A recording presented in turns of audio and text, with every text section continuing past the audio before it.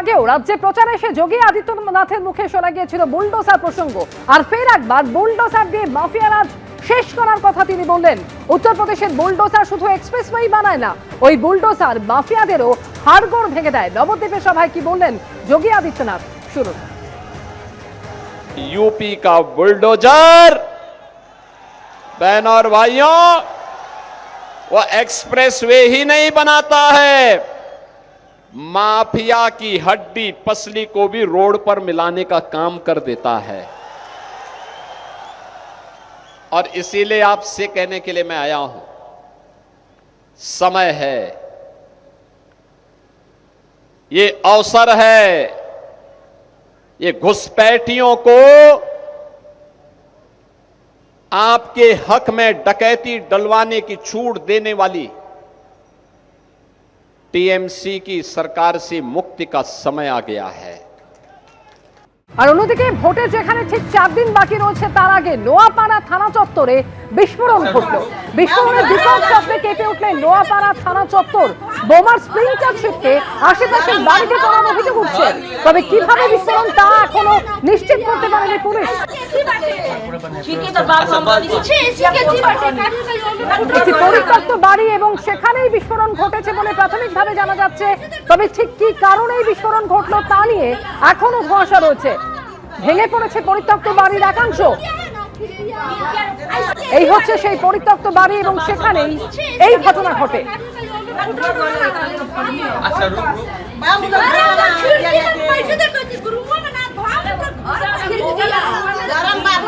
বিস্ফোরণের বিকট শব্দ শুনতে পাওয়া যায়। বিস্ফোরণের বিকট শব্দে কেঁপে ওঠে নোয়াপাড়া থানা চত্বর। পরিত্যক্ত একটি বাড়ি এবং সেখানেই ঘটনা ঘটে।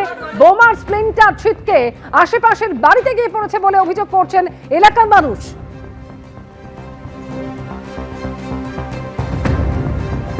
আমি হঠাৎ করে 10:10-এ আমি টিফিন করছিলাম, এখানে বসে আমাদের টিফিন করছিলাম, হঠাৎ করে বম বিস্ফোট হলো এখান থেকে। তাহলে বাচ্চারা ওখানে চিল্লাচিল্লি করলো, তাহলে আমি বললাম কি হয়েছে, তো এরকম দেখলাম কি বম বিস্ফোট হয়েছে। সঙ্গে সঙ্গে গেলাম থানার মধ্যে, আশেপাশের যত ছেলে ছিল সব নিয়ে থানাতে গেলাম। তো বলছে কি ঠিক আছে, ওখানে স্কুটির টায়ার ফেটেছে, না বোঝার জন্য বলছে কি স্কুটির টায়ার ফেটেছে। হ্যাঁ, স্প্রিংটা পেলাম ওখান থেকে, ওই মোটামুটি 4-5টা আছে স্প্রিংটা। তো আমাদের তো একটা থানার একটা কানুনি ব্যবস্থা থাকে, কোনো কানুনি ব্যবস্থা নেই এখানে। আমরা তো চাইছি কি এখানে 35-40 বছর থেকে এখানে থাকছি, কোনো এরকম ঘটনা হয়নি আজ থেকে। থানা চত্বরে একটি পরিত্যক্ত বাড়িতে এই ঘটনা ঘটে এবং পরিত্যক্ত বাড়িতে মজুদ বোমা থেকেই কি বিস্ফোরণ হয়েছে তা খতিয়ে দেখার কাজ ইতিমধ্যেই শুরু হয়েছে। তবে ঠিক কি কারণে এই ঘটনা তা নিয়ে এখনো ধোঁয়াশা রয়েছে। সমীরণ পাল ঘটনাস্থল থেকে সরাসরি আমাদের সঙ্গে রয়েছেন। সমীরণ, বম্ব স্কোয়াডকে ইতিমধ্যেই খবর দেওয়া হয়েছে, তারা কি সেখানে পৌঁছেছেন এবং ঠিক কিভাবে এই বিস্ফোরণের ঘটনা ঘটলো সেটা কি এখনো পর্যন্ত জানা যাচ্ছে? সমীরণ। অমৃতা, এখনো পর্যন্ত বোম স্কোয়াড এসে পৌঁছয়নি, তাদের খবর দেওয়া হয়েছে তারা কিছুক্ষণের মধ্যে এসে পৌঁছবে। কিছুক্ষণ আগে বোম ডিটেকশনের কিছু কর্মী তারা এসেছিলেন, তারা পুরো বিষয়টি খতিয়ে দেখেন। আমরা এই মুহূর্তে ঘটনাস্থলে যে ক্যামেরাম্যান তরুণ কুমার বিশ্বাস নয় ছবিটা দেখাচ্ছি, যে পুলিশের পক্ষ থেকে গোটা এলাকা ঘিরে ফেলা হয়েছে। এই হচ্ছে পরিত্যক্ত ব্যারাকের ঘর এবং সেই ঘরের মধ্যে থেকে সকাল 10টা থেকে 10:30 নাগাদ আচমকাই বিস্ফোরণের শব্দ শুনতে পান স্থানীয় বাসিন্দারা এবং তারা ছুটে আসেন, এসে দেখেন যে ধোঁয়ায় গোটা এলাকা ঘিরে ঢেকে গেছে। যেহেতু পরিত্যক্ত এই ব্যারাক, এই পরিত্যক্ত ব্যারাকের পাশেই বিস্ফোরণ হয়েছে এবং তুমি দেখতে পাচ্ছ, তরুণ তোমাকে ছবিটা দেখাচ্ছে, যে দরজা ছিটকে পড়ে গেছে এখানে, একেবারে পুরো ঘরটি ধ্বংসস্তূপের আকার নিয়েছে।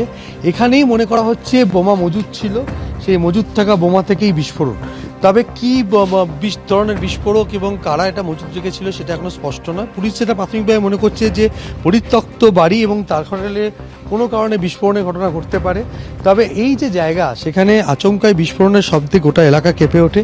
বোম স্কোয়াড এলে তবেই নিশ্চিতভাবে জানা যাবে যে কিভাবে এই ঘটনা ঘটেছে এবং কোথা থেকে এই বিস্ফোরণের ঘটনা ঘটেছে। পুরো এলাকাটা ঘিরে ফেলা হয়েছে, তরুণ তোমাকে ছবিটা দেখাচ্ছে যে গোটা এলাকা ঘিরে ফেলা হয়েছে।